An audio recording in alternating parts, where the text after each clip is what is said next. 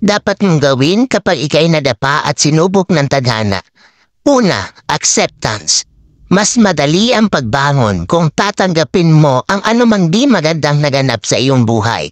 Dahil lagi mong tatandaan na walang permanente dito sa mundong ibabaw.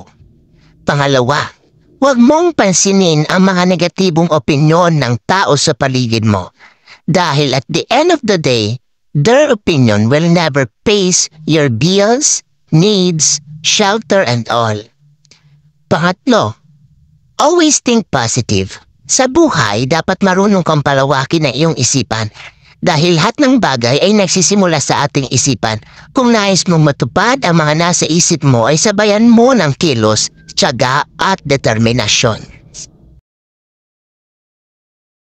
Pang-apat, strong faith in God. If you put God at the center of your journey, trust me, everything will run smoothly.